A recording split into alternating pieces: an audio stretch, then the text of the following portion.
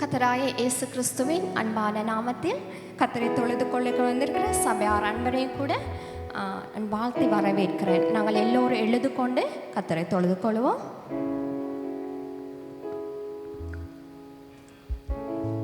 நாங்கள் வேதத்திலிருந்து ஒரு சிறு வசனங்களை வாசித்து அதன் பின்பாக ஜெபிப்போம். சங்கீதம் 18வது அதிகாரம் முதல் 3 வசனங்களை நாங்கள் வாசிப்போம். சங்கீதம் 18வது அதிகாரம் முதல் 3 வசனங்கள். என் பெலனாகிய கர்த்தாவே, உம்மில் அன்பு கூறுவேன்.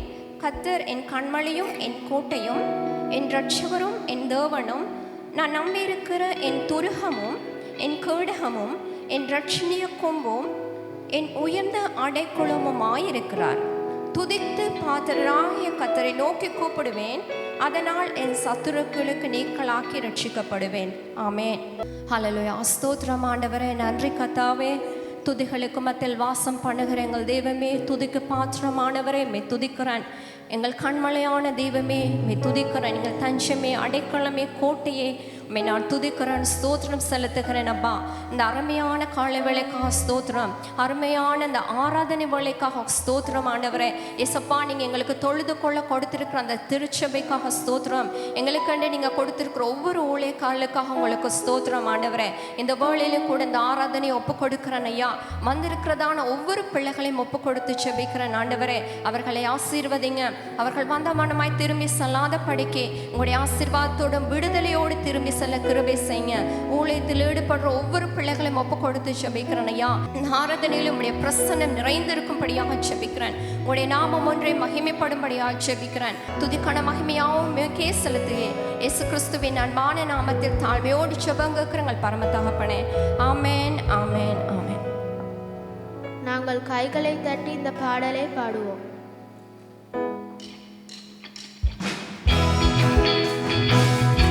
Amen.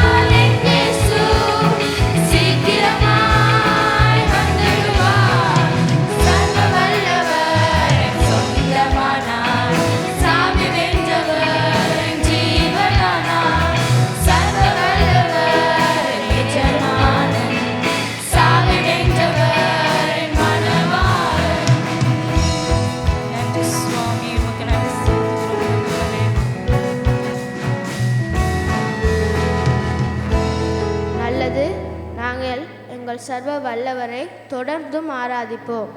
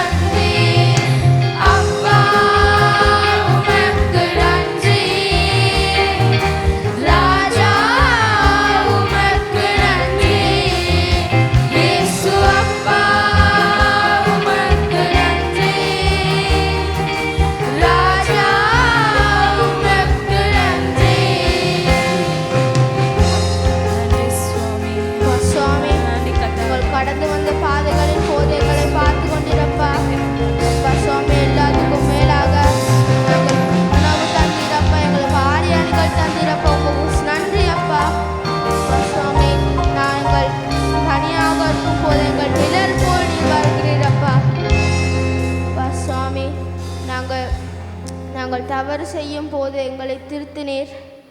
நாங்கள் அனாதையாயிருக்கும் போது எங்களை அரவணைத்தீர். அப்போ உமக்கு நன்றி அப்பா, உமக்கு நன்றி அப்பா. கவனமாக அவருடைய சிலுவை முன்பதாக நாங்கள் வருவோமாக. எங்களுடைய முழு இதயத்தை ஆண்டவருக்கு முன்பதாக இப்பொழுது நாங்கள் செலுத்தி ஆண்டவருக்கு நன்றி செலுத்துவோமா. அப்பா, உம்முடைய அந்த பாடுகளை பார்க்கும்போது சுவாமி, உம்முடைய முகத்தை பார்க்கும்போது எங்களுடைய கண்கள் கலந்தது. ஆண்டவரே சுவாமி, எனக்காகப்பட்ட பாடுகளை நான் நினைவு கூறுகிறேன். கரங்களை உயர்த்தி ஆண்டவருக்கு நன்றி செலுத்துவோம் யாவருமாக. ஆண்டவரை துதிப்போமாக. கர்த்தாவே, உம்முடைய கிருபைக்காக நன்றி செலுத்துகிறோம். உம்முடைய இரத்தம் சிந்ததுக்காக நன்றி செலுத்துகிறோம். உம்முடைய பாடுகளுக்காக நன்றி செலுத்துகிறோம். எனக்காக மரித்து உயிர் தெரிந்தேன் அப்பா சுவாமி. பரலோக ராஜ்யத்தை எனக்காக தந்தீர் அப்பா சுவாமி. அப்பா, இந்த போல எங்களை சுத்திகரிக்கும்படியாக ஜெபிக்கிறோம். அப்பா, உன் பாதம் மண்ணில் நாங்கள் வருகிறோம். எங்களை சுத்திகரிக்கும்படியாக நாங்கள் ஜெபிக்கிறோம் ஆண்டவரே சுவாமி. ஹல்லேலூயா. கர்த்தாவே, உம்மை துதிக்கிறோம், உம்மை ஆராதிக்கிறோம் ராஜா சுவாமி. ஹல்லேலூயா. நாங்கள் எங்களுடைய ஆண்டவருடைய சிந்தையில் இருக்கும் பொழுது தேவனுடைய வார்த்தையின் பகுதியை ஒன்று நான் வாசிக்க விரும்புகிறேன். நான் உங்களுக்கு ஒப்புவித்ததை கர்த்தரிடத்தில் பெற்றுக்கொண்டேன். என்னவெனில், கர்த்தராகிய இயேசு தாம் காட்டிக் கொடுக்கப்பட்ட அந்த ராத்திரியிலே அப்பத்தை எடுத்து ஸ்தோத்திரம் பண்ணி அதை பிட்டு, நீங்கள் வாங்கி புசியுங்கள், இது உங்களுக்காக பிற்கப்படுகிற என்னுடைய சரீரமாய் இருக்கிறது, என்னை நினைவு கூறும்படி இதை செய்யுங்கள் என்றார். போஜனம் பண்ண பின்பு அவர் அந்தபடியே பாத்திரத்தை எடுத்து, இந்த பாத்திரம் என் இரத்தத்தினால் ஆகிய புதிய உடன்படிக்கையாய் இருக்கிறது, நீங்கள் இதை பானம் பண்ணும் போதெல்லாம் என்னை நினைவு கூறும்படி இதை செய்யுங்கள் என்றார். ஆகையால் நீங்கள் இந்த அப்பத்தை புசித்து இந்த பாத்திரத்தில் பானம் பண்ணும் போதெல்லாம் கர்த்தர் வரும் அளவும் அவருடைய மரணத்தை தெரிவிக்கிறீர்கள். ஆகவே நாங்கள் ஆண்டவருடைய அந்த பரிசுத்த மரணத்தை தெரிவிக்கிறோம். எனக்காக கர்த்தர் மரித்தார் என்று சொல்லி. ஆகவே ஒரு விசை நாங்கள் ஆண்டவருக்கு நன்றி செலுத்துவோம். ஆண்டவரே, உம்முடைய அந்த சரீரம் எனக்காக சிந்தப்பட்ட இரத்தத்துக்காக நான் நன்றி செலுத்துகிறேன். கர்த்தாவே, இந்த வழியில் சுவாமி, இந்த அப்பத்தையும் இந்த பானத்தையும் உடைய அன்பின் கரங்கள் அர்ப்பணிக்கிறோம். ஆண்டவரே, நீங்கள் செஞ்சின பாடுகள், நீங்கள் எனக்காகப்பட்ட வேதனைகள், என்னுடைய பாவத்தை சுமந்து தீர்த்து எனக்கு ஒரு நிவாரண பலியாக கொடுத்த அந்த ரட்சிப்புக்காக நன்றி செலுத்துகிற முகமாகவே சுவாமி, உம்மாண்டே நாங்கள் வருகிறோம். நீங்கள் எங்களுக்கு ஆசீர்வதித்து வழி நடத்தும்படியாக ஜெபிக்கிறோம். அன்பின் கரங்கள் அர்ப்பணிக்கிறோம். இயேசு கிறிஸ்துவின் நாமத்தினால கேட்கும் நல்ல பிதாவே. ஆமென், ஆமென். நன்றி. அவர் அமர்ந்து அந்த ஜெபத்திலே ஆண்டவருக்குள்ளாக தடுத்திருப்போம். யாராகிலும் இயேசு கிறிஸ்துவை தன்னுடைய சொந்த இரட்சகராக ஏற்றுக்கொள்ளாவிட்டால் என்றால் தயவு செய்து நீங்கள் இதில் கை வைக்க வேண்டாம் என்று நான் கேட்டுக்கொள்ள விரும்புகிறேன். இயேசு கிறிஸ்துவை உங்களுடைய சொந்த இரட்சகராக ஏற்றுக்கொண்டு உங்களுடைய வாழ்க்கையில் பரிபூர்ணமாக மனம் திரும்பி இருக்கிறதா இருந்தால் என்றால் உங்களுக்கு இதில் கலந்து கொள்ள முடியும் என்பதை நான் சொல்ல விரும்புகிறேன். ஆகையும் உங்களுடைய வாழ்க்கையில் பரிசுத்தம் ஆண்டவருடைய சன்னிதானத்துக்கு வந்து மனம் திரும்பினவங்களாக நாங்கள் அனைவரும் இதில் கலந்து கொள்வோம்.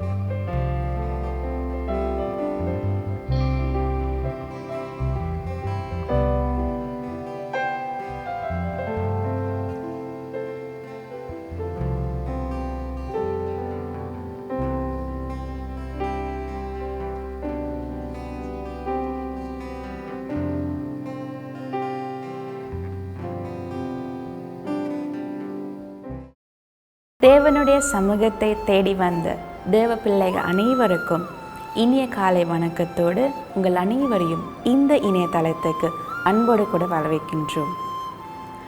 துதிகளின் மத்தியில் வாசம் செய்கிறதான நம் தேவாதி தேவனை நீங்கள் எங்கள் சபையோடு இணைந்து ஆராதித்திருப்பீர்கள் என்று நான் நம்புகிறேன். நாங்கள் எந்த நிலையில், எந்த சூழ்நிலையில், எந்த இடத்துல இருந்தாலும் நாம் அவரை உண்மையோடும் முழு உள்ளத்தோடும் முழு ஆத்மாவோடும் துதிக்கும் நேரத்தில் அவர் எங்களோடு வாசம் செய்வாராக. ஆமேன். முக்கியமான அறிவித்தலுக்காக செவி கொடுப்போம். ஒவ்வொரு ஞாயிற்றுக்கிழமை தோறும் காலை 7 மணிக்கு கிள்ளப்பனையில் இருக்கின்ற எங்கள் கல்வாரி சபையில் காலை 7 மணிக்கு தமிழ் ஆராதனை நடைபெறும். இந்த ஆராதனை வேலைக்கு வந்து உங்களுக்கு கலந்து கொள்ள கடினமாக இருந்தால் உங்களால் யூடியூப் மற்றும் ஃபேஸ்புக் மூலமாக எங்களோடு இணைந்து கொள்ளலாம். உங்களுக்கு மேலும் உங்களுக்கான ஆராதனை ஒளி அமைப்பு ஆடியோ வாட்ஸ்அப் மூலமாக பெற்றுக்கொள்ளலாம். திரை காண்கின்ற இந்த இலக்கத்தின் ஊடாக தொடர்பு கொண்டு உங்களுக்கான ஆராதனை வாட்ஸ்அப் ஆடியோ மூலமாக கேட்டு மகிழலாம். பிரியமானவர்களே, அதே போல் உங்களுக்கான முக்கியமான ஜெப தேவைகள் இருந்தால் இந்த வாட்ஸ்அப் நூலாக இணைந்து கொண்டு உங்கள் ஜெப குறிப்புகளை எங்களுக்கு அணுகவும். உங்களுக்காக தேவ பிள்ளைகள் ஜெபத்தின் வழிநடத்தலுக்காக காத்து கொண்டிருக்கிறார்கள். அதே போல் குடும்பமாக இணைந்து ஜெபிக்க, தேவனை ஆராதிக்க, தேவனுடைய வார்த்தைக்கு செவிசாய்க்க ஒவ்வொரு வியாழக்கிழமை மாலை 6:30 மணிக்கு எங்களோடு இணையுங்கள். தேவனை ஆராதிப்பதில் மகத்துவமான காரியங்களை கற்றுக் கொடுத்தது தாவீது. எனவே தாவீது நானும் என்ற தாவீதின் ஆராதனை நேரத்துக்கு உங்களை மிகவும் அன்போடு கூட வரவேற்கின்றோம். ஒவ்வொரு வெள்ளிக்கிழமை தோறும் மாலை 7 மணிக்கு எங்கள் இணையதளத்தில் நடைபெறும். எனவே தேவனை ஆராதிக்க, அவரை தொழுது கொள்ள உங்களை அன்போடு கூட வரவேற்கின்றோம். இப்பொழுது தேவன் உங்களுக்காக வைத்திருக்கிற ஆவிக்குரிய மன்னா, தேவனுடைய செய்திக்காக நாங்கள் அனைவரும் செவிசாய்ப்போம். நன்றி. கர்த்தர் உங்களை ஆசீர்வதிப்பாராக. இந்த வேளையிலே நாங்கள் யாவரும் எழுந்திருந்து வேதாகமத்திலே ஒரு பகுதியை நாங்கள் வாசித்து நாங்கள் தியானிக்க போகிறோம். எல்லாருமாய் யோவான் 15ஆம் அதிகாரம் 5ஆம் வசனத்திலிருந்து 8ஆம் வசனம் வரை இன்றைய நாளிலே காலை வேளையிலே தேவன் எங்களோடு கூட என்ன பேச போகிறார் என்பதை நாங்கள் ஆராய்ந்து பார்க்க அவருடைய வார்த்தையை நாங்கள் தியானிக்க போகிறோம். புதிய ஏற்பாட்டிலே 150ஆம் பக்கம். நானே திராட்சை செடி, நீங்கள் கொடிகள். ஒருவன் என்னிலும் நான் அவனிலும் நிலைத்திருந்தால் அவன் மிகுந்த கனிகளை கொடுப்பான். என்னை அல்லாமல் உங்களால் ஒன்றும் செய்யக்கூடாது. ஒருவன் என்னில் நிலைத்திராவிட்டால் வெளியே எரியுண்ட கொடியைப் போல் அவன் எரியுண்டு உலர்ந்து போவான். அப்படிப்பட்டவைகளை சேர்த்து அக்கினியிலே போடுகிறார்கள், அவைகள் எரிந்து போகும். நீங்கள் என்னிலும் என் வார்த்தைகள் உங்களிலும் நிலைத்திருந்தால் நீங்கள் கேட்டுக்கொள்ளுவது எதுவோ அது உங்களுக்கு செய்யப்படும். நீங்கள் மிகுந்த கனிகளை கொடுப்பதினால் என் பிதா மகிமைப்படுவார், எனக்கும் சிஷ்யர்களாயிருப்பீர்கள். கண்களை மூடி நாங்கள் ஜெபிப்போம். ஒவ்வொருவரும் இந்த காலை வேளையிலே கர்த்தர் எங்களோடு கூட என்ன பேச போகிறார், அதற்காக எங்களுடைய ஆவிக்குரிய செவிகளையும் எம்முடைய இருதயங்களையும் நாங்கள் திறந்து கொடுப்போம். எங்களை அன்பாய் நேசிக்கிற நல்ல பிதாவே, உம்மை நன்றிலத்தோடு கூட உம்மை ஸ்தோத்திரிக்கிறோம்.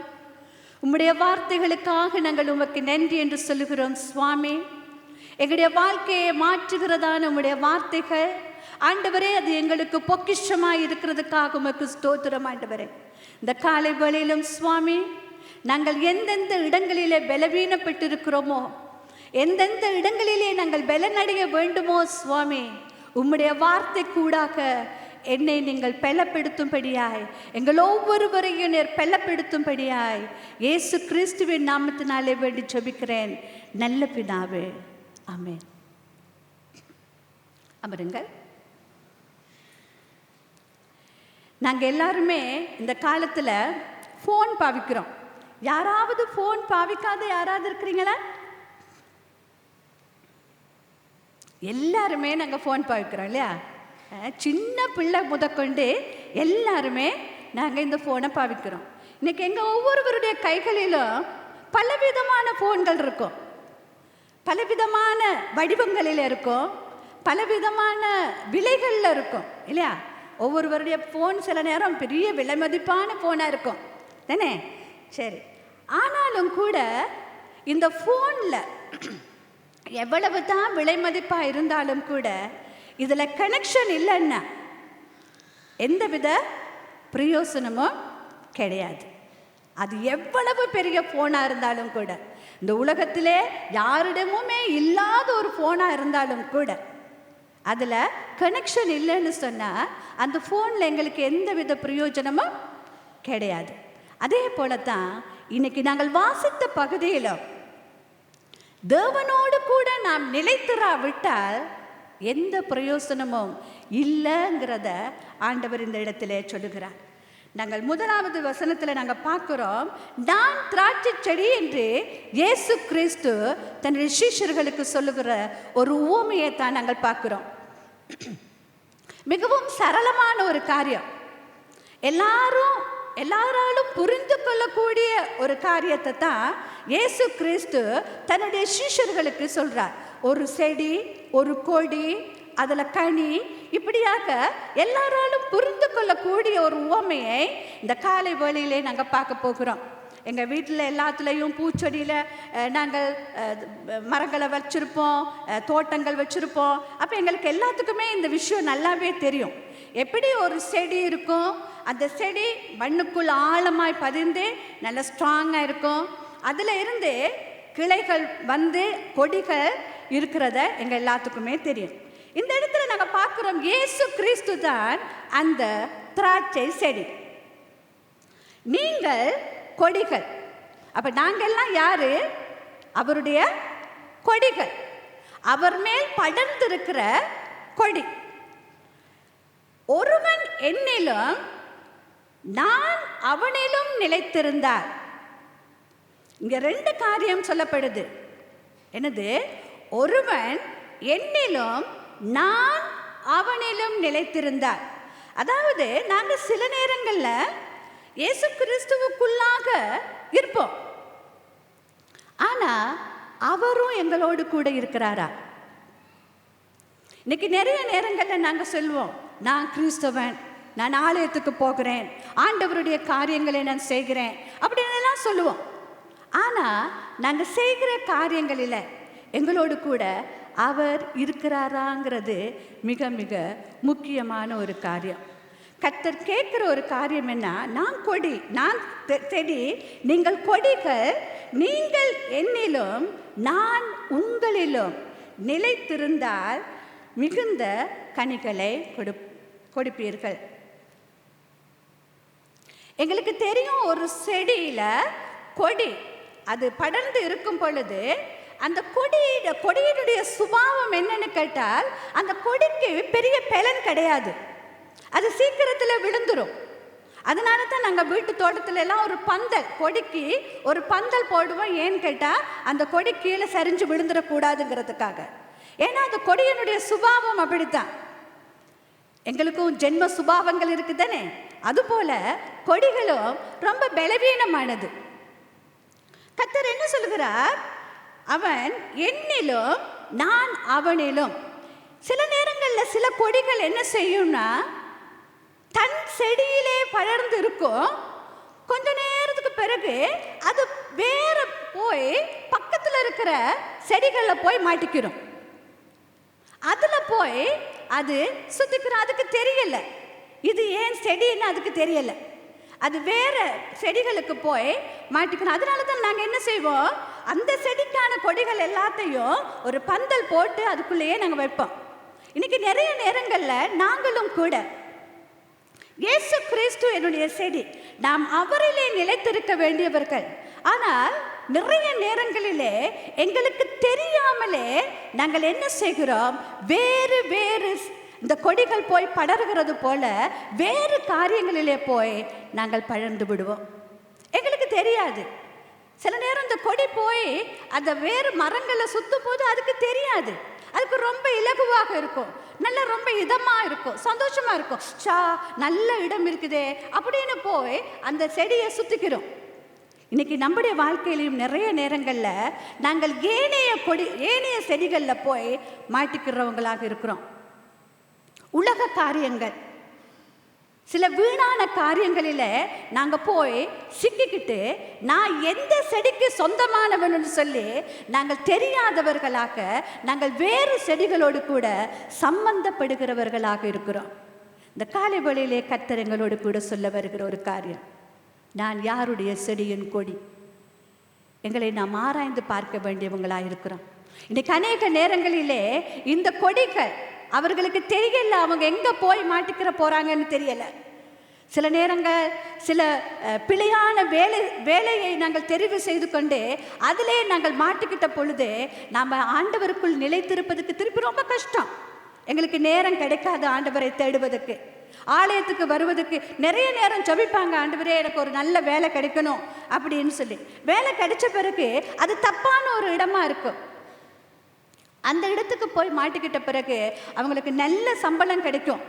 ஆனால் ஆண்டவரை ஆராதிக்க, ஆண்டவருடைய வார்த்தையை தியானிக்க, ஜெபம் பண்ண, தேவனுக்குள் நிலைத்திருப்பதற்கு சந்தர்ப்பம் கிடையாமல் போயிடும்.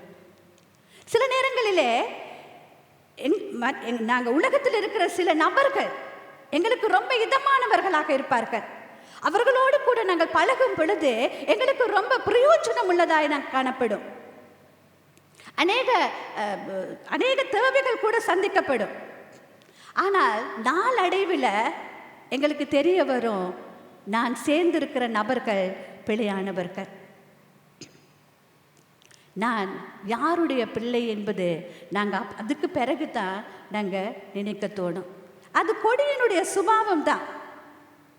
ஆனால் கர்த்தருடைய இந்த சீஷர்களுக்கு தான் இவர் சொல்றார், கர்த்தருடைய பிள்ளைகளாகிய நாங்கள் யாருடைய செடியின் கொடிகள் என்பது, யாருக்குள் நான் நிலைத்திருக்க வேண்டும் என்கிற அந்த உணர்வு எங்களை விட்டு ஒருபோதும் போயிடக்கூடாது.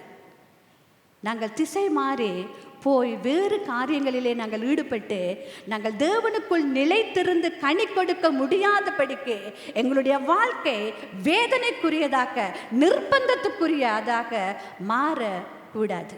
தேவன் என்ன சொல்லுகிறார்? இயேசு கிறிஸ்து என்ன சொல்லுகிறார்?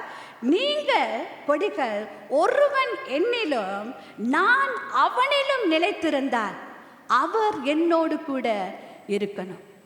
நான் அவரோடு கூட இருக்கிற அதே நேரத்தில் அவரும் என்னோடு கூட இருக்கிறாரா அப்படிங்கிற ஒரு கேள்வியை எப்போது நாங்கள் கேட்டுக்கொள்ளணும். நான் செய்கிற காரியத்தில் அவர் என்னோடு கூட இருக்கிறாரா? நான் பேசுகிற காரியத்தில் அவர் என்னோடு கூட இருக்கிறாரா?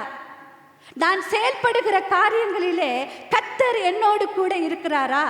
அவர் பிரியப்படுகிறாரா? அப்படிங்கிற காரியத்தை நாங்கள் அடிக்கடி எம்மை நாங்கள் சிந்திக்க வேண்டியவர்களாக இருக்கிறோம்.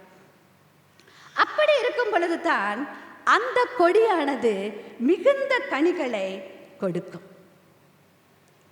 தேவனுக்குள்ளாக நாங்கள் நிலைத்திருக்கும் பொழுது, அவர் எனக்குள்ளாய் நிலைத்திருக்கும் பொழுது நான் அவருக்கு பிரியமான மிகுந்த கனிகளை நாங்கள் கொடுப்போம். இன்னைக்கு அநேக நேரங்களிலே நாங்கள் ஆலயத்துக்கு வருகிறோம், ஆராதிக்கிறோம், பாடுறோம், துதிக்கிறோம், சில ஜெபக்கூட்டங்களுக்கு கூட நாங்கள் போவோம்.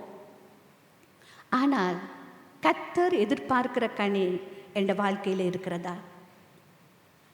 அவருக்கு பிரியமான கனியை கொடுக்கிற ஒரு சிஷ்யனாக நான் இருக்கிறேனா என்பதை நாங்கள் ஆராய்ந்து பார்க்க வேண்டியவர்களாக இருக்கிறோம்.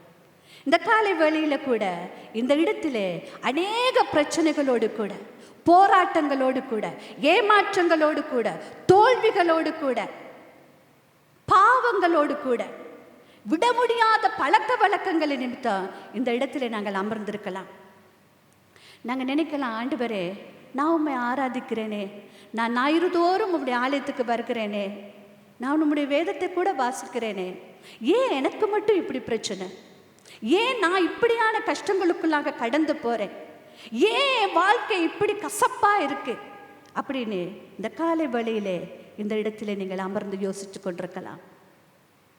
இன்றைய தினத்திலாவது தேவன் என்னோடு கூட இடைப்பட மாட்டாரா? என்னுடைய பிரச்சனையிலிருந்து எனக்கு விடுதலை கொடுக்க மாட்டாரா அப்படிங்கிற எண்ணத்தோடு கூட நீங்கள் இந்த காலை வேளையில் எங்களுடைய மத்தியிலே அமர்ந்திருக்கலாம். அன்பார்ந்த சகோதரனே சகோதரியே, எங்களுடைய பிரச்சனைகள் எங்களுக்கு பெருசு தான், எங்களுக்கு கஷ்டமாக தான் இருக்கும். ஆனால் இந்த பிரச்சனைகளை நாங்கள் ஒரு புறமாக நாங்கள் வைத்துவிட்டு நாங்கள் சிந்திக்க வேண்டிய ஒரு காரியம் இருக்குது. எனக்கும் கர்த்தருக்கும் இடையிலே இருக்கிறதான உறவு எப்படிப்பட்டது? அவரோடு எனக்கு இருக்கிறதான அந்யோன்ய ஐக்கியம் எப்படிப்பட்டதாக இருக்கிறது? நான் அவரிலே நிலைத்திருக்கிற ஒரு மனுஷியாக நான் இருக்கிறேனாங்கிறதை நாங்கள் முதலாவது பார்க்க வேண்டியவர்களாக இருக்கிறோம். எங்களுக்கு தெரியும், இந்த கொடிகள் சில நேரம் பழுதடைந்துடும், ஏதாவது பூச்சி அரிக்கும். சில நேரங்களில் சில நேரம் கீழே விழுந்து அது மிதிப்பட்டு போயிருக்கும். சில நேரம் அந்த கொடிகள் முறிவடைந்திருக்கும். அப்படி இருக்கும் பொழுது இந்த செடியில் இருக்கிற சாரம், இந்த செடியில் இருக்கிற போஷாக்கு அந்த கொடிக்கு சரியா போகாம இருக்கும் பொழுது அந்த கொடியால சரியான கனியை தேவன் விரும்புகிறத அந்த செடி விரும்புகிறதான அந்த கனியை அந்த கொடிக்கு கொடுக்க முடியாது. அதே போல தான் எங்களுடைய வாழ்க்கையிலும் கூட நாங்கள் ஏதாவது ஒரு பிரச்சனைகள் நிமித்தம், ஏதாவது ஒரு காரியத்தின் நிமித்தம் நாங்கள் தேவனுடைய உறவிலிருந்து நாங்கள் தூரமாக இருக்கிறோமா?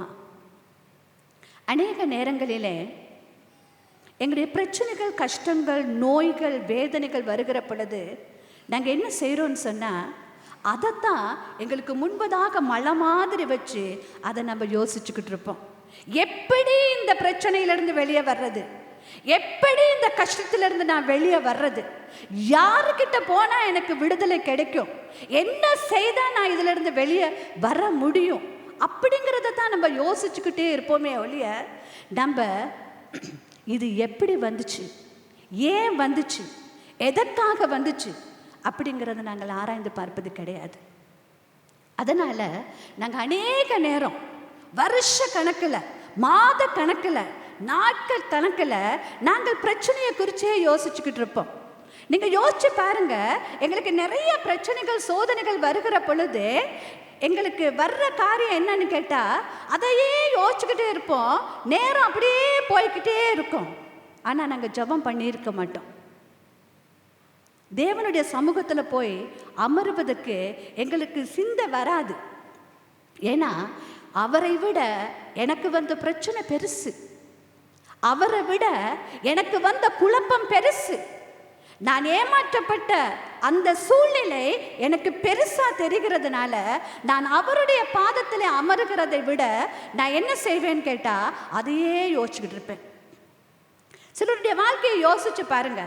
ஒரு நாள் நாங்கள் ஜெபம் பண்ணாம நாங்க விட்டுட்டோம்னு சொன்னா அடுத்த நாளும் அது அப்படியே போயிடும், அதுக்கு அடுத்த நாளும் அது அப்படியே போயிடும், அந்த வாரமும் முடிஞ்சு போயிடும். ஞாயிற்றுக்கிழமை ஆலயத்துக்கும் வருவோம், திருப்பியும் போய் அப்படியே தான் இருப்போம். அது மாதமாய் மாறிடும், சில நேரம் அது வருஷமாக கூட மாறுது. எத்தனை பேருடைய வாழ்க்கையிலே அப்படியா நடந்திருக்கு? எங்களுடைய வாழ்க்கையிலே அப்படியாக நடந்திருக்கு. அப்போ என்னுடைய பிரச்சனைகள், என்னுடைய சோதனைகள், என்னுடைய கஷ்டங்கள் அவைகள் வரும் பொழுது நான் அதற்கான காரணத்தை நாங்கள் ஆராய்ந்து பார்க்காம நாங்கள் அதுக்குள்ளாகவே நாங்கள் இருக்கும் பொழுது நாங்கள் சோர்வடைந்து விடுவோம். அந்த காலகட்டத்திலே ஆண்டவர் எங்களிடத்தில் எதிர்பார்க்கிறதான அந்த கனியை எங்களால் கொடுக்க முடியாது. ஏன்? அவரோடு கூட இருக்கிறதான உறவு துண்டிக்கப்பட்டிருக்கு, அவரோடு கூட இருக்கிறதான உறவிலே நாங்கள் பாதிக்கப்பட்டிருக்கிறேன். அவர் பேசுகிறது எனக்கு கேட்கல, அவர் என்ன சொல்லுகிறாருங்கிறது எனக்கு கேட்குதில்லை. ஏன்? நான் அவருடைய பாதத்தில் அமரல்ல. இந்த காலை வேளையிலே கர்த்தர் எங்களுக்கு ஒரு சந்தர்ப்பத்தை கொடுக்கிறார். நாம் ஆராய்ந்து பார்ப்போம், அவரோடு கூட இருக்கிற உறவிலே நான் எப்படியாக இருக்கிறேன். என்னுடைய பிரச்சனை அல்ல, அவருடைய உறவிலே நான் எப்படி இருக்கிறேன். அவர் கடைசியாய் சொல்கிறார், என்னை அல்லாமல் உங்களால் ஒன்றும் செய்யக்கூடாது. ஆமா, அவர் இல்லாமல் எங்களால் ஒன்றும் செய்ய முடியாது. ஆனால் அவரால் எல்லாம் முடியும், அவரால் எல்லாம் முடியும். அப்போ நாங்கள் போய் சொல்ல வேண்டிய நபர் யாரு? அவர்தான். என் பிரச்சனைக்கு பதில் அவர்தான். என்னுடைய துன்பத்துக்கு பதில் அவர்தான். என்னுடைய ஏமாற்றத்துக்கு பதில் அவர்தான். என் கடன் பிரச்சனைக்கு பதில் அவர்தான். என் குடும்பத்தின் சமாதானம் இல்லாத நிலைமைக்கு பதில் அவர்தான். வேறொரு பதில் எங்களுக்கு கிடையாது. அப்போ நம்ம அவரிலே நாங்கள் நிலைத்திருக்கும் பொழுது நாம் அவர் எதிர்பார்க்கிறதான கனியை நாங்கள் கொடுக்க முடியும்.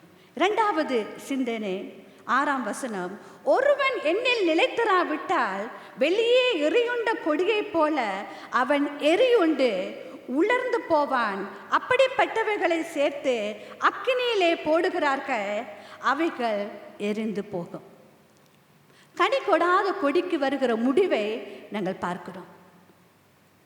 எங்கள் வீட்டில் ஒரு செடி இருந்து, அது கொடி இருந்து, அது பூ பூக்கலை, அது காய் காய்க்கலை. அப்போ நம்ம என்ன செய்வோம்?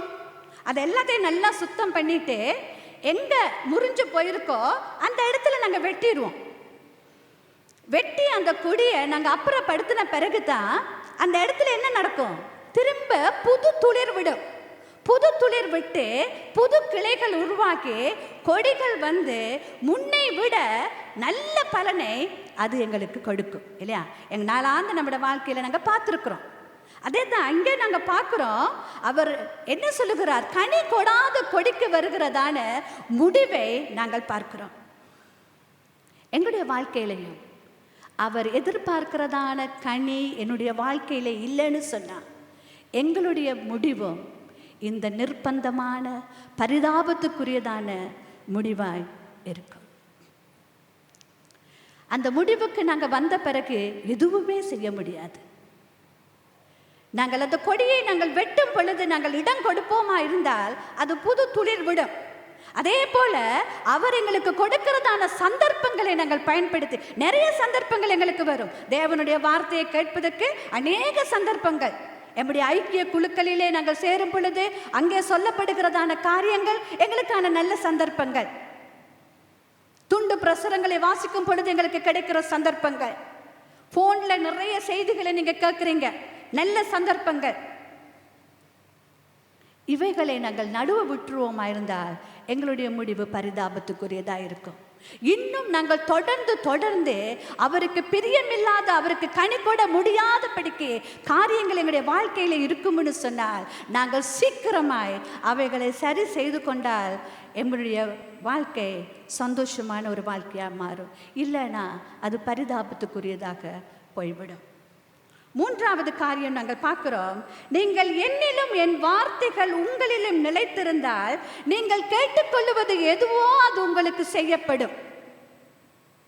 நீங்கள் என்னிலும் என் வார்த்தையிலும் உங்களிலும் என் வார்த்தைகள் உங்களிலும் நிலைத்திருந்தால், இங்கே நாங்கள் பார்க்குறோம் அவரோடு கூட நிலைத்திருப்பது மாத்திரமல்ல, அவருடைய வார்த்தையில் நிலைத்திருக்கும் பொழுதுதான் நாங்கள் என்ன செய்யப்படும்?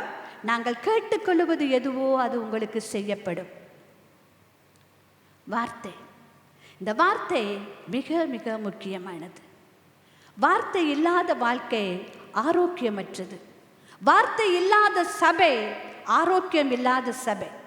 எங்கள் ஒவ்வொருவருடைய வாழ்க்கையும் தேவனுடைய வார்த்தையோடு கூட பயணிக்க வேண்டிய ஒரு வாழ்க்கை. இந்த வார்த்தையை நாங்கள் புறம்பாய் வைத்துவிட்டு எங்களால் தனியே போக முடியாது. ஏன் கேட்டால் என்னுடைய வாழ்க்கைக்கான கைட் புக் இதுதான். நான் எப்படி போகணும், எங்கே போகணும், எப்படி என்ன செய்யணும், எல்லாத்தையும் எனக்கு அக்கு வேர் ஆணி வேறாக சொல்லிக் கொடுப்பது தேவனுடைய வார்த்தை. எனவே தேவனுடைய வார்த்தை மிக மிக முக்கியமாக இருக்குது. என்னுடைய வாழ்க்கையை சரிப்படுத்திக் கொள்வதற்கு, என்னுடைய வாழ்க்கையை மாற்றிக்கொள்வதற்கு, என்னுடைய வாழ்க்கையிலே தேவனுக்கு பிரியமில்லாத காரியங்களை அகற்றிக் கொள்வதற்கு தேவனுடைய வார்த்தையை தவிர வேறு எதுவுமே எங்களுக்கு கிடையாது. இதுதான் எங்களை புடமிடுகிறதான, என்னை சுத்தம் பண்ணுகிறதான ஒரே ஒரு காரியம் தேவனுடைய வார்த்தை. அந்த வார்த்தை பரிசுத்தமானது.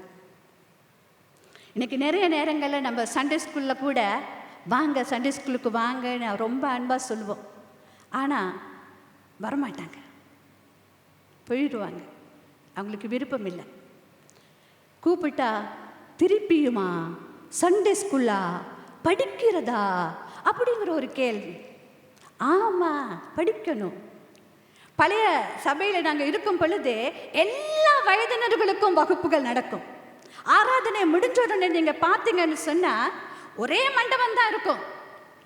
எல்லாரும் குழு குழுவா, எல்லாரும் சிறுவர்களிலிருந்து வயோதிபர்கள், ரொம்ப பெரிய வயசானவங்க கூட அவங்க என்ன செய்வாங்க, படிப்பாங்க. அவங்களுக்கு படிக்கிறதுக்கு வாஞ்சு படிப்பாங்க. ஆனால் இன்னைக்கு படிக்க வாஞ்ச இருக்கும், ஆனால் படிக்க முடியலை. ஏன்? இந்த காரியத்தினால இன்னைக்கு நிறைய நேரங்களில் நாங்கள் படிக்கிறதுக்கான நேரத்தை நம்ம கொடுப்பது கிடையாது. சில பெற்றோர்கள் கூட சண்டே ஸ்கூலுக்கு பிள்ளைகளை அனுப்புவாங்க. இல்லை, அந்த பிள்ளைகள் படிச்சுட்டாங்களே, இப்போ அவங்க சண்டே ஸ்கூலுக்கு போக தேவையில்லை அப்படின்னு சில பெற்றோர்கள் கூட சொல்கிறாங்க. கஷ்டமாக இருக்குது. அதையே சாட்டாக வச்சு பிள்ளைகளும் என்ன செஞ்சுருவாங்க, மொல்ல நழுவி போயிடுவாங்க. சில நேரம் நாங்கள் போவோம், விசிட்டிங் போகும்போது அந்த குடும்பங்களை போய்ட்டு கேட்பேன், நீங்கள் வரலையே இன்னைக்கு ஆலயத்துக்கு ஏன் நான் பிள்ளைகளை அனுப்பிட்டேனே, நீங்கள் வரலையே. ஓ, நான் ரொம்ப கஷ்டப்பட்டு, நான் ரொம்ப வேலையாக இருக்கிறேன், நான் ரொம்ப கஷ்டப்பட்டு தான் என் பிள்ளைகளை அனுப்பினேன், நான் ரொம்ப பாடுபட்டு என் பிள்ளைகளை அனுப்பிட்டேன் அப்படின்னு அவங்க திருப்தி கொள்கிறாங்க. அப்போ பிள்ளைகள் ஆலயத்துக்கு வருகிறதுனால பெற்றோர்கள் கர்த்தருக்குள் நிலைத்திருக்கிறாங்கன்னு அர்த்தம் இல்லை. சில பெற்றோர்கள்கிட்ட நம்ம கேட்போம், இன்னைக்கு இன்னும் உங்களோட மகனை காணே, ஐயோ அவன் தூங்கிட்டான், எழுப்புறேன் இன்னுமே எழும்ப மாட்டேங்கிறான், நான் வந்துட்டேன். ரொம்ப கஷ்டம் இல்லை? யோசுவா சொல்லுவார், நானும் என் வீட்டாருமோ வென்றால் கர்த்தரையே சேவிப்போம். நாங்கள் குடும்பமாய் ஆண்டவரை சேவிக்க வேண்டியவர்களாக இருக்கிறோம். நாங்கள் குடும்பமாக ஆண்டவருக்குள்ளாய் நிலைத்திருக்க வேண்டியவர்களாக இருக்கிறோம். அப்பொழுதுதான் பெற்றோர் சொல்லுகிறது பிள்ளைகளுக்கு கேட்கும், பிள்ளைகள் சொல்லுகிறது பெற்றோர்களுக்கு விளங்கும். இன்னைக்கு இதுவே பெரிய பிரச்சனையா இருக்கு குடும்பங்கள்ல. ஏன்? வார்த்தை இல்லை, அந்த வார்த்தையிலே நிலைத்து இல்லை. எனவே அன்பார்ந்த சகோதரனே, சகோதரியே, நாங்கள் தேவனுடைய வார்த்தைக்கு அதிகமான நேரத்தை நாங்கள் கொடுக்க வேண்டியவர்களாக இருக்கிறோம். சங்கீதக்காரன் என்ன சொல்லுகிறான்? சங்கீதம் 1ஆம் அதிகாரத்திலே நாங்கள் பார்க்கிறோம், கர்த்தருடைய வேதத்தில் தியானமாய் இருக்கிற மனுஷன் பாக்கியவான், ஆசீர்வதிக்கப்பட்டவன். கர்த்தருடைய வேதத்திலே இரவும் பகலும் தியானமாய் இருக்கிற மனுஷன் ஆசீர்வதிக்கப்பட்டவன், அவன் பாக்கியவான். அவன் நீர்க்கால்களில் ஓரமாய் நடப்பட்டு தன் காலத்தில் தன் கனியை தந்து இலையுதிராய் மரத்தை போலிருப்பான், அவன் செய்வதெல்லாம் வாய்க்கும். இன்னைக்கு நிறைய நேரம், ஐயோ நான் எவ்வளவு செஞ்சாலும் எவ்வளவு சம்பாதித்தாலும் ஏன் நாங்கள் இப்படியே இருக்கிறோம் அப்படின்னு நம்ம கேள்வி மட்டும் கேட்குறோம். ஆனால் வேதம் என்ன சொல்லுது? இரவும் பகலும் தியானமாய் இருந்தால் நான் தன் காலத்தில் தன் கனியை கொடுத்து இலையுதிராய் மரத்தை போல் இருந்து அவன் செய்வதெல்லாம் வாய்க்கும். அப்ப என்னுடைய ஆசீர்வாதம் எங்க இருக்கு? ஆண்டவருடைய வார்த்தையை வாசித்து அதன்படி நடக்கிறதுல இருக்கு. தேவனுடைய வசனம் என்னுடைய கால்களுக்கு தீபமும் என் பாதைக்கு வெளிச்சமுமாய் இருக்கு. இந்த வார்த்தை தான் நான் எப்படி போகணும், எங்கே போகணும், என்ன செய்யணும், அதை சொல்லிக் கொடுப்பது தேவனுடைய வார்த்தை. அது என் பாதைக்கு வெளிச்சத்தை கொடுக்கும், இருளை நீக்கும். இந்த காலையிலே நாம் எம்மை ஆராய்ந்து பார்ப்போம். தேவனுடைய வார்த்தைக்கு நாங்கள் எவ்வளவு முக்கியத்துவம் கொடுக்கிறோம், எவ்வளவு பிரியப்படுகிறோம். சங்கீதக்காரன் சொல்லுகிறான், அது தேனிலும் மதுரமானது. அதை நீங்க வாசிக்க வாசிக்கத்தான் அது எவ்வளவு மதுரம் என்பதை நாங்கள் புரிந்து கொள்ள முடியும். அன்பான சகோதரனே, சகோதரியே, தேவனுடைய வார்த்தையிலே நாம் நிலைத்திருக்க வேண்டும் என்பதாக கர்த்தர் சொல்லுகிறார். அது மாத்திரமல்ல, அவர் என்ன சொல்லுகிறார்? நீங்கள் கேட்டுக்கொள்வது எதுவோ அது உங்களுக்கு செய்யப்படும். தேவனுடைய வார்த்தையிலே நிலைத்திருக்கிற மனுஷன் கேட்டுக்கொள்ளுகிறது எதுவோ அது அவனுக்கு செய்யப்படும். பாருங்க, கர்த்தர் வாக்கு பண்றார். என்னத்த கேளு, நான் உனக்கு தருவேன். உனக்கு எது வேணும்னாலும் கேளு, நான் உனக்கு அதை தருவேன். அவர் வாக்கு பண்ணியிருக்கிறார். வாக்கு பண்ணியவர் எப்படிப்பட்டவர்? பொய்யுரையாதவர், அவர் மனம் மாறாதவர். அவர் நிச்சயமா எங்களுக்கு தருவார். அப்படியா இருந்தால் ஒரு நிபந்தனை என்னது? அவருடைய வார்த்தையிலே நாம் நிலைத்திருக்கும் பொழுது நாம் என்னத்தை கேட்கிறோமோ அதை கர்த்தர் எங்களுக்கு கொடுக்கிறவராக இருக்கிறார். நாங்கள் ஆண்டவருடைய வார்த்தையை வாசிக்கும் பொழுது தான் வாசிக்க வாசிக்க கர்த்தருக்கு என்ன விருப்பம், எது விருப்பம் இல்லை, எது அவருக்கு அருவருப்பானது, எது அவரை விட்டு எங்களை தூர பண்ணுகிறது என்பதை நாம் அறிந்திருக்கும் பொழுது நான் என்னத்தை கேட்க வேண்டும், என்னத்தை கேட்கக்கூடாது என்பதும் கூட நான் அறிந்து கொள்வேன். இந்த காலை வேளையிலே நாங்கள் ஆராய்ந்து பார்ப்போம். தேவனுடைய வார்த்தைக்கு நான் எந்த அளவில் இடம் கொடுக்கிறேன், அதை எப்படியாக நான் தியானிக்கிறேன், அதை எனக்குள்ளாக எப்படி உள்வாங்கிக் கொள்ளுகிறேன். அது எனக்கு, நான் வாசிக்கும் பொழுது அது எனக்கு ஒரு கண்ணாடி போல என்னுடைய சுயத்தை அது வெளிக்கொணர்ந்து காட்டும். நீ எப்படிப்பட்டவன், நீ என்னென்ன காரியங்களிலே மாற்றப்பட வேண்டியவன் என்பதை அந்த வேதம் எனக்கு சுட்டி காட்டும். அப்பொழுது நான் புடமிடப்பட்டு, நான் சுத்தம் செய்யப்பட்டு, நான் பசும் பொன்னாக விளங்க தேவன் என்னிடத்தில் எதிர்பார்க்கிறதான அந்த கனி எனக்குள்ளாக வெளிப்படும். நான்காவது காரியம், நீங்கள் மிகுந்த கனிகளை கொடுப்பதினால் என் பிதா மகிமைப்படுவார், எனக்கும் சிஷ்யராக இருப்பீர்கள். அவர் என்ன சொல்லுகிறார்? நீங்கள் அவருக்குள்ளும், அவர் உங்களுக்குள்ளும், தேவனுடைய வார்த்தைக்குள்ளும் நாங்கள் நிலைத்திருக்கும் பொழுது நாங்கள் மிகுந்த கனிகளை கொடுப்போம். அப்படி மிகுந்த கனிகளை கொடுக்கும் பொழுது யார் மகிமைப்படுகிறார்? என் பிதா மகிமைப்படுகிறார். உண்மைதான், நாங்கள் ஆராதிக்கிறோம், பாடல்களை பாடுகிறோம், இசைக்கருவிகளை மீட்கிறோம், அநேக ப்ரோக்ராம் நாங்கள் செய்கிறோம், ஜனங்களை நிலைத்து வைத்திருக்கணுங்கிறதுக்காக அநேக விதமான காரியங்கள் எல்லாம் நாங்கள் செய்கிறோம். அவை எல்லாவற்றிலும் தேவன் மகிமைப்படுகிறார். ஆனால் எல்லாவற்றையும் விட அவர் மகிமைப்படுகிறதான ஒரு ஸ்தானம் என்ன? நாங்கள் தேவனுக்குள்ளாய் நிலைத்து அவருடைய வார்த்தைக்குள்ளாக நாங்கள் நிலைத்திருக்கும் பொழுது தேவன் மகிமைப்படுகிறார். எங்களுடைய வாழ்க்கை தேவனுக்கு மகிமையை கொடுக்கிற வாழ்க்கையா இருக்கா? எம்மை ஆராய்ந்து பார்ப்போம். நாம் அழகாக இருக்கலாம், நாங்கள் ஆராதிக்கிறோம், எல்லா காரியங்களையும் செய்வோம், ஆலயத்துக்கு நாங்கள் வர்றோம். ஆனால் நாங்கள் வீட்டுக்கு போன பிறகு எம்முடைய செய்கைகள், எம்முடைய காரியங்கள், எம்முடைய பேச்சுக்கள், எம்முடைய நடத்தைகள் தேவனுடைய நாமத்தை மகிமைப்படுத்துகிறதா? இன்னைக்கு அநேகருடைய வாய்களிலே கெட்ட வார்த்தைகள் வரும். அநேகர் பொய்களை பேசுவார்கள். அநேக விதமான ஆண்டவருக்கு புறம்பான, தேவனுக்கு புறம்பான காரியங்களை செய்கிறார்கள். இது நிமித்தம் தேவனுடைய நாமம் மகிமைப்படாது. கர்த்தர் விரும்புகிற காரியம் என்ன? அவருக்குள் நாங்கள் நிலைத்து, அவருடைய வார்த்தைக்குள் நிலைத்து நாங்கள் கனி கொடுக்கும் பொழுதுதான் அவருடைய நாமம் மகிமைப்படும். நீங்களும் சிஷ்யராய் இருப்பீர்கள். யார் அந்த சிஷ்யன்? சிஷ்யன் என்றால் யார்? அவர் சொல்லுகிறதை செய்கிறவர்கள், அவருடைய வார்த்தையின்படி நடக்கிறவர்கள், அவரோடு கூட பயணிக்கிறவர்கள் தான் சிஷ்யர்கள்.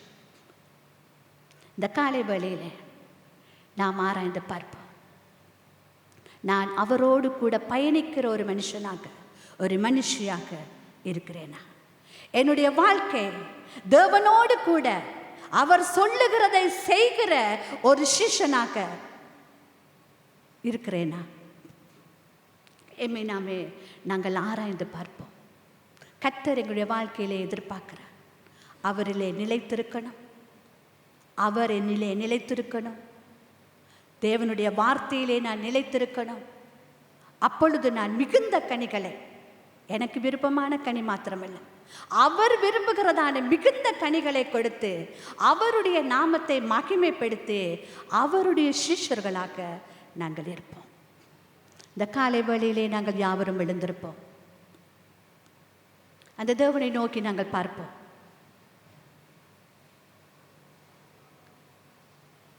எங்களுக்கு பல பிரச்சனைகள் இருக்கலாம், அநேக கஷ்டங்கள் இருக்கலாம், அநேக வேதனைகள் இருக்கலாம், நோய்வாய்ப்பட்டவர்களாக இருக்கலாம். ஆனால் அதுவல்ல பிரச்சனை. அந்த பிரச்சனையை ஆண்டவர் நிவர்த்தி செய்வார். ஆனால் எனக்கும் அவருக்கும் இடையிலே இருக்கிறதான உறவு, அந்த அந்யோன்ய ஐக்கியம், அவரோடு கூட இருக்கிறதான சம்பந்தம், அவரோடு கூட இருக்கிறதான அந்த உறவு எப்படி இருக்கு? அந்த முறிந்து போன கொடியை போல எங்கேயோ ஒரு இடத்துல பழுதாகி இருக்கிறதா? ஏதாவது ஒரு விரிசல் ஏற்பட்டிருக்கிறதா? எல்லாரும் கண்களை மூடுங்க. யாரும் யாருடைய குற்றத்தையும் சொல்ல முடியாது. யாரும் யாருடைய தப்பையும் சொல்ல வேண்டிய அவசியம் கிடையாது. நம்மை நாமே நாங்கள் நிதானித்து அறிய முடியும். இந்த வேளையிலே இம்மட்டுமாக நீங்கள் தேவனுடைய வார்த்தையை கேட்டீங்க. இப்பொழுது பரிசுத்த ஆவியானவருக்கு இடம் கொடுங்க. எல்லாரும் கண்களை மூடி இருக்கிற வேளையிலே பரிசுத்த ஆவியானவரிடத்தில் நீங்க கேளுங்க, கர்த்தாவே என்னோடு கூட பேசும், என்னை ஆராய்ந்து பாரு, உம்மை விட்டு தூரம் போனதான காரியங்கள் என்ன, உமக்கு விரோதமான காரியங்கள் என்ன, என்னால இன்னும் கனி கொடுக்க முடியாதபடிக்கு, நீர் விரும்புகிற கனியை என்னால கொடுக்க முடியாதபடிக்கு எனக்கு இருக்கிறதான பிரச்சனை என்ன, நம்ம ஆராய்ந்து பார்ப்போம். ஒவ்வொருவரும் அந்த தேவனை நோக்கி சொல்லுங்க, இன்றைய நாளிலே என்னை மாற்றும், என் எண்ணங்களை மாற்றும், என் சிந்தனைகளை மாற்றும், என்னை நீர் விடுவியும்.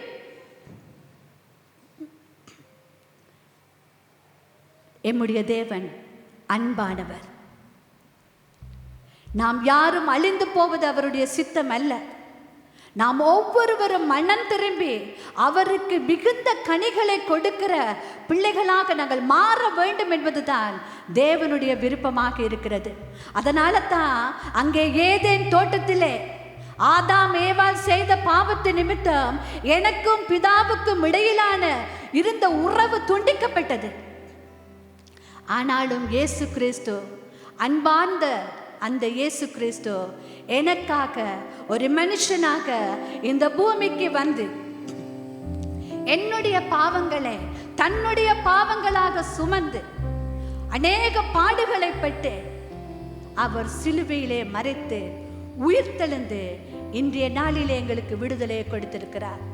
எவன் ஒருவன் அவரை நோக்கி பார்த்து, ஐயா நான் இப்படிப்பட்ட ஒரு பிரச்சனையிலே இருக்கிறேன், இப்படிப்பட்ட பலவீனத்தோடு கூட இருக்கிறேன், இந்த பிரச்சனையிலிருந்து என்னை விடுதலையாக்க முடியாது, இந்த பலவீனத்திலிருந்து நான் விடுதலை பெற முடியலையே என்று எவன் ஒருவன் சொல்லுகிறார்களோ, கர்த்தர் அவனை விடுவிக்க வல்லமை உள்ளவராயிருக்கிறார். நாம் ஆராதிக்கும் தேவன் அவர் எலோஹிம், அவர் சர்வ வல்லவராயிருக்கிறார். இந்த காலை வேளையிலே எங்களுடைய பிரச்சனைகள், எம்முடைய பாவங்கள், எம்முடைய பலவீனங்கள், எம்முடைய கஷ்டங்கள் எதுவா இருந்தாலும் கூட அவர் மாற்றி என்னை விடுவிக்கிறதுக்கு அவர் வல்லமை உள்ளவராயிருக்கிறார். விசுவாசிங்கள், விடுதலை அடைங்க. கர்த்தர் தாமே எங்களை பரிசுத்தப்படுத்தி அநேக கனிகளை கொடுக்கிற ஒரு மனுஷனாக மனுஷியாக என்னை நிறுத்துவதற்கு கர்த்தர் விருப்பம் உள்ளவராக இருக்கிறார். இல்லாவிட்டால் என்னுடைய முடிவு பரிதாபமான முடிவாக மாறிவிடும். நிர்பந்தசாலியாய் நான் கர்த்தருடைய பாதத்திலே நிற்க வேண்டிய சந்தர்ப்பம் ஏற்படும். இந்த காலையிலே ஒரு சந்தர்ப்பத்தை கர்த்தர் எங்களுக்கு கொடுக்கிறார். நம்முடைய வாழ்க்கையை நாங்கள் ஆராய்ந்து பார்ப்போம். அவர் தாமே எங்களை விடுதலை பண்ணுகிற கர்த்தராக இருக்கிறார். Yeah.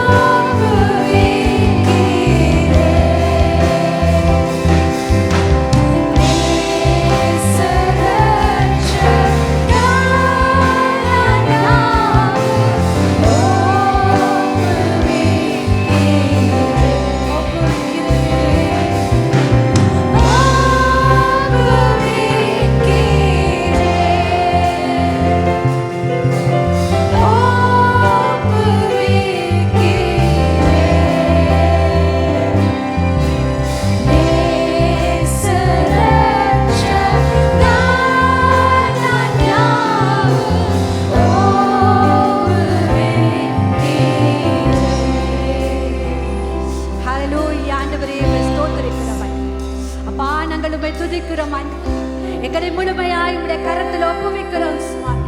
ஆண்டவரே நீர் பொறுப்பட எங்களை வழி நடத்தும் சுவாமி. நாங்கள் நடக்க வேண்டிய பாதைகளை எங்களுக்கு காட்டு, நாங்கள் விட வேண்டிய காரியங்களை எங்களுக்கு உணர்த்தும் சுவாமி.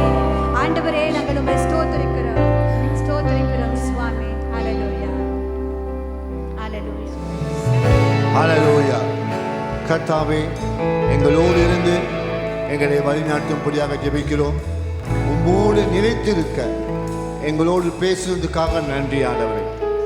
இந்த வார்த்தை இந்த வாரத்தில் சுவாமி எங்கள் இருதயத்தில் கனி கொடுக்கத்தக்கதான ஆசீர்வாதத்தை தந்து சுவாமி உம்மோடு நிலைத்திருக்கதான அந்த உறவை கட்டியிருப்பதற்கதான ஆசீர்வாதத்தை எங்களுக்கு தருவீராக.